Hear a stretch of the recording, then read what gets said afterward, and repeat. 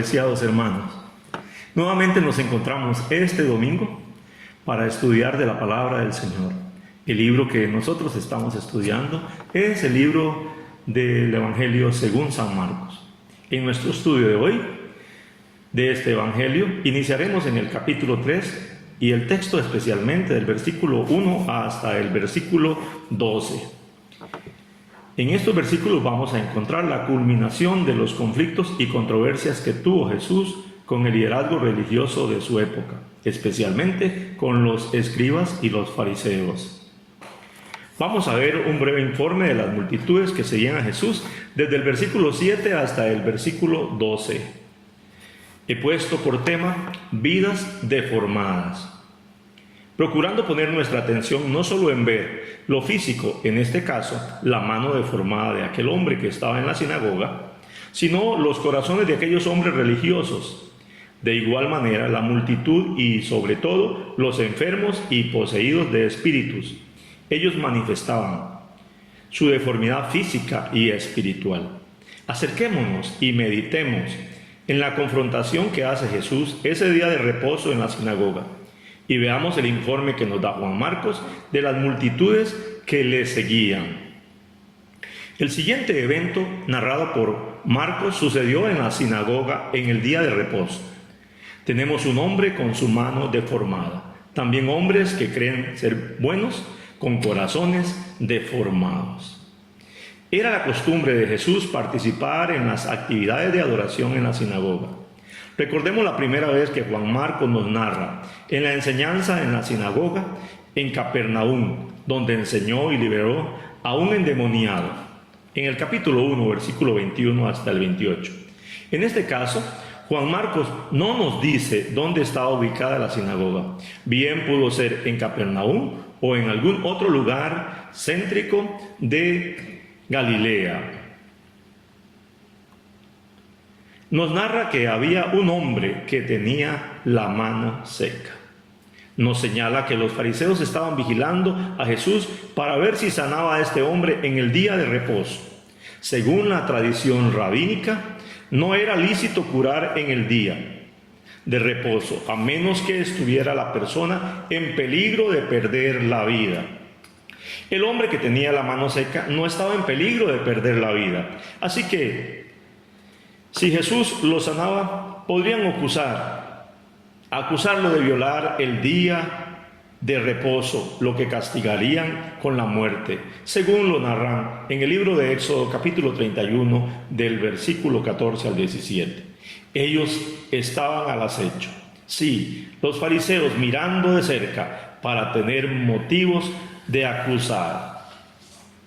¿Qué momento, viendo sus corazones malvados, le dijo al hombre de la mano seca: levántate y ponte en medio? A la vista de los asistentes, pregunta: ¿es lícito en los sábados hacer bien o hacer mal, salvar o quitar la vida? Pregunta que les hace reflexionar ante el verdadero propósito del día de reposo, según la ley mosaica. Su respuesta es obvia: hacer bien y salvarla. Eso es lo que corresponde a la vida en ese día. En nuestro final del capítulo 2 acabamos de ver que el día de reposo se hizo para el bien del ser humano, especialmente en el verso 27. Claro, ahora, si no le sana es hacer mal. Es impresionante que se refleja la actitud de su corazón. Estaban haciendo mal el día de reposo, empeñados en dañar al Hijo de Dios. Quedaron en silencio, no respondieron. Reproduzcamos la escena. Un hombre con la mano seca en medio de todos. La gente mirándolo y escuchando las preguntas de Jesús. Los fariseos en un silencio sepulcral. No podían responder sin condenarse a ellos mismos. ¡Qué confrontación! Estaba en juego el hacer bien el día de reposo, lo que agrada a Dios. Juan Marcos sigue la narración, escribiendo detalles como Pedro le relataba. Él es el testigo ocular que hemos tenido para redactar este evangelio. Jesús los miró a su alrededor. Me parece aquella mirada profunda, no solo viendo sus rostros, sino lo más profundo de sus corazones, deformados por la religiosidad, que mantenían dureza e insensibilidad, les provoca sentimiento de enojo y tristeza a la vez al Maestro. Son defensores de la ley, pero enemigos de las personas en necesidad. No tienen la misericordia de Dios ante la desdicha humana. Estando el hombre en medio, escucha la voz de Jesús que le dice: extiende tu mano. Nos recuerda lo ocurrido con el paralítico que habían bajado del techo cuando Jesús le dijo: levántate. Sin moverse de donde estaba, sin tocarlo, solo le dio el mando al hombre de la mano seca. Él obedeció de inmediato y extendió su mano e instantáneamente fue sanada completamente. A la vista de todos, un milagro más si la maravillosa compasión de Jesús se manifiesta el día sábado para bien de esta persona. Ante tal manifestación, los fariseos salieron de la sinagoga enojados. No vinieron a adorar el día del Señor, vinieron con otros planes que no se les concedieron. Fueron a ponerse de acuerdo con los herodianos, quienes eran más un partido político que religioso. Ellos querían librarse del yugo romano, deseaban restablecer la dinastía de los Herodes, y de allí viene su nombre, herodianos. Hasta donde llegaron los fariseos en su odio por matar a Jesús, aliarse con personas completamente diferente. Todo es aceptado con tal de llevar a cabo su plan malévolo, siendo la primera referencia explícita que hace Marcos a la muerte de Jesús, la que tendrá en su momento para cumplir su misión. Reflexionemos. Se puede ser muy religioso y odiar a Jesús. Esto es lo que demuestran los fariseos. Sus corazones eran duros y obstinados. No aceptaban la verdad, no querían cambiar.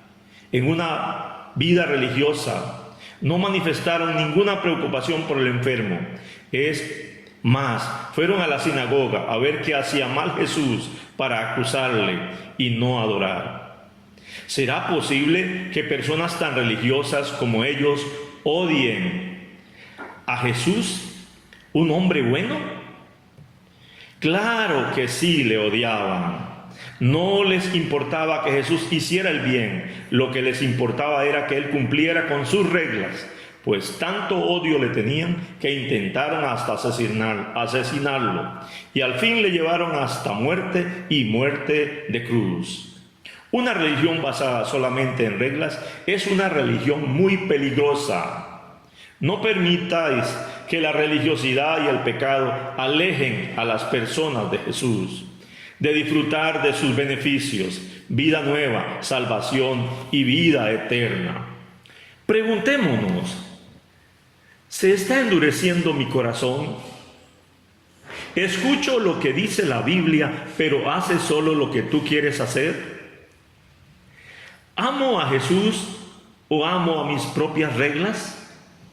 Cuando Jesús me ve, se enoja, se entristece. Pídele a Jesús que venga a tu corazón, perdone tu pecado y como el hombre de la mano seca, extiende tu mano con fe, la fe en Jesús, el Hijo de Dios, y la obediencia a su palabra siguen resolviendo imposibilidades. El hombre, por sus propias fuerzas o buena moral, no podrá jamás amar más a Jesús que al pecado. Necesitamos que la gracia de Él nos alcance. Jesús se retiró a la playa con sus discípulos. Hasta aquí Juan Marcos nos ha mencionado 4 conflictos entre ellos y los fariseos. Ahora nos da un resumen del servicio a las multitudes. Al retirarse Jesús a la playa con sus discípulos, que hasta ahora son Pedro, Andrés, Santiago, Juan y Leví, quienes habían respondido afirmativamente al llamado que Jesús les hizo, participando de las diferentes actividades de proclamación de las buenas nuevas de salvación, como de los conflictos presentados. mucha gente de Galilea, donde había iniciado su ministerio, seguramente atraídos por la enseñanza, los milagros de sanidad y liberación que él hacía. Otros vinieron de lugares de fuera de Galilea, del sur, de Judea, de Jerusalén, de Idumea, del oriente, Transjordania y del norte, las ciudades costeras de Tiro y de Sidón, esas en Fenicia. Fue grande el impacto del ministerio de Jesús, que venían las multitudes hacia él. La magnitud de esta multitud y el deseo tan grande de acercarse bastante como a tocarle de aquellos que sufrían enfermedades, causaban dificultades a tal que Jesús tomó medidas prácticas. Dijo a sus discípulos que le tuvieran siempre lista la barquilla para escapar del asedio de las multitudes. Esos detalles que solo Juan Marcos nos narra, dados por su testigo ocular. Jesús, con esta acción, no solo toma la medida de seguridad, sino también comodidad, siendo que muchas veces le predicó desde la barquilla. No nos dice exactamente si la usó. Lo importante que estaba debidamente acomodada, lista y disponible para usar. Jesús en su ministerio no solo sanó los cuerpos afectados por las enfermedades, sino echó fuera demonios de personas. Estaban personas poseídas por espíritus inmundos, sucios espiritual y moralmente, malvados, quienes gobernaban a las gentes, morando en sus vidas, les hacen vivir una vida de pecado muy grosera. Estas personas poseídas se postraban y gritaban: «Tú eres el Hijo de Dios». Gran confesión. No hay otro como Él. Es único, ni lo habrá jamás. Él es el Señor de señores. Él es el Rey de reyes. Ante eso, Jesús les advertía seriamente que no lo dijeran. Él no buscaba fama. Era servir a las gentes. Él quería que las personas se dieran cuenta por ellas mismas. Él quería que nada de esto interfiriera con el cumplimiento del plan de su Padre, que iba a realizarlo progresivamente hasta llegar a la cruz, cuando dando su vida en rescate por muchos. Valoremos e impliquemos. Respondamos: ¿sigo a las multitudes? ¿Me gusta escuchar a los oradores más populares? ¿Asisto o veo los programas de las iglesias llenas de gentes? Esto no tiene nada de malo, pero seguir a Jesús implica mucho más que seguir a las multitudes. Respondamos: ¿por qué sigo a Jesús? Jesús era muy popular. Donde quiera que fuera, era seguido por las multitudes. Estas seguían a Jesús por lo que Él hacía. ¿Le sigo solamente por sus beneficios? Esto puede tomarse en una razón equivocada, y al no encontrar la satisfacción de ellos, les dejo. Él quiere que permanezcamos a su lado como sus discípulos, a quienes llamó y estuvieron todo el tiempo con Él.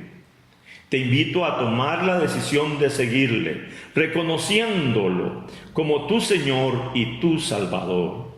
En la anterior reflexión te animé a pedirle a Jesús que venga a tu corazón y que perdone tu pecado.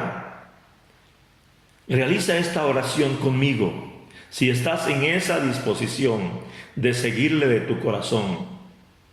Oh Dios, yo sé que soy indigno y pecador, te necesito. Te pido que me perdones mis pecados y me ayudes de no pecar contra ti. Ahora te acepto como mi Salvador y abro la puerta de mi corazón. Toma mi vida en tus manos, siendo ahora mi Señor. Haz mi vida abundante y útil para tu reino. En el nombre del Señor Jesucristo. Amén.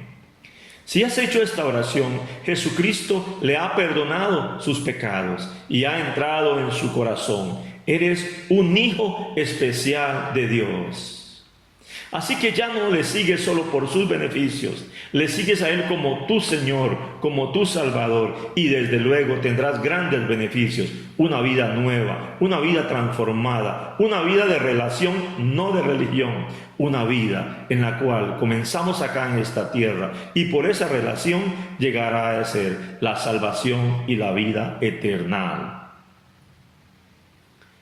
De modo que siempre tenerlo en presente, que le has reconocido como tu Señor y tu Salvador. Se ha dejado los sembradíos y ahora presenta la misma situación del día de reposo aquí en la sinagoga. La situación era esta: los fariseos estaban tratando de hacer daño y destruir. Jesús procuraba hacer el bien y sanar en el verdadero principio del día de reposo. La religiosidad hacía que las personas no disfrutaran del bien. Jesús no vino a obedecer aspectos religiosos desarrollados por el hombre, vino a cumplir su misión. En el cumplimiento de la misión había muchas manifestaciones de poder, dígase en sanidad de diversas enfermedades y la liberación de los endemoniados. Muchas multitudes le seguían. Que nosotros le sigamos porque es nuestro único Señor y Salvador de nuestras vidas. Que vivamos y digamos a toda voz que es el Hijo de Dios. Se les ama. Dios les bendiga más.